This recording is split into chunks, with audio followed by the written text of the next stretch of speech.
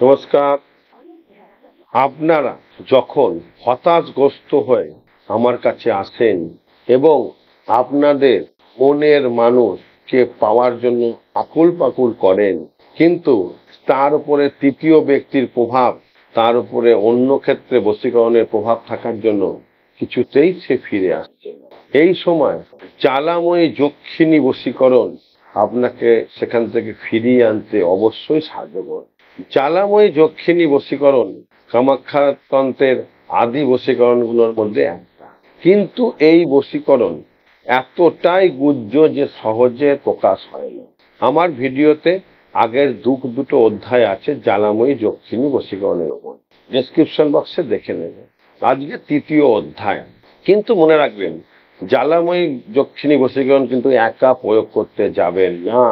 এটা সম্পূর্ণভাবে গোপন থেকে গোপনতর বশীকরণের মধ্যে আপনার গুরুর আদেশ বা গুরুকে সঙ্গে নিয়েই প্রয়োগ করবেন। এটা কোনো শক্তিপীঠ বা সিদ্ধপীঠে বসে করতে হয়।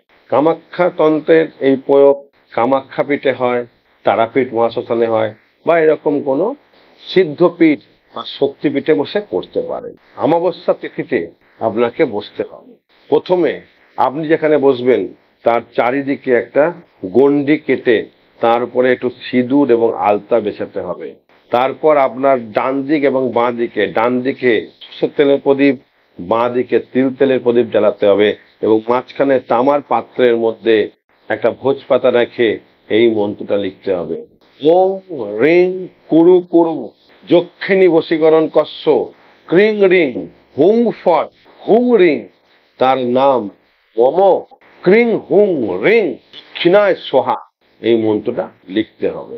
তারপরে শ্মশানের একটু মাটি দিতে হবে, একটু কাম সিঁদুর কাম বস্ত্র দিতে হবে, একটু আলতা দিতে হবে এবং যজ্ঞ ডুমরের একটু মূল, যজ্ঞ ডুমরের একটু দানা, শ্বেত পদ্মের একটুখানি দানা, শ্বেত আকন্দের একটুখানি দানা, শ্বেত আকন্দের মূল, লাল পলাশের মূল, মনামণি, মন ছটফট, রাজমোহিনী, মনমোহিনী, লিঙ্গি ফল, পিয়ঙ্গু বীজ, পাতাল ভৈরবের মূল, এগুলো তার মধ্যে দিতে হবে এবং তার ব্যবহৃত কোনো দ্রব্য দিতে হবে।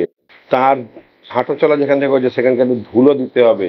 এছাড়া তার যে ঘরে সে থাকে, যে শয়নকক্ষে সে শয়ন করে, সেই বিছানার একটুখানি সুতো দিতে হবে। এগুলো ওর মধ্যে দেবে, দিয়ে ব্রহ্মকুণ্ডের জল একটুখানি দেবেন এবং চারিদিকে ব্রহ্মকুণ্ডের জল ছিটিয়ে শুদ্ধ করবেন এবং যেই মন্ত্রটা আমি ভোজ পাতা লিখেছেন সেই মন্ত্রটা বলবেন 108 বার বলে ডান দিকে প্রদীপ জ্বালাবেন, 108 বার বলে বাঁ দিকের প্রদীপ জ্বালাবেন।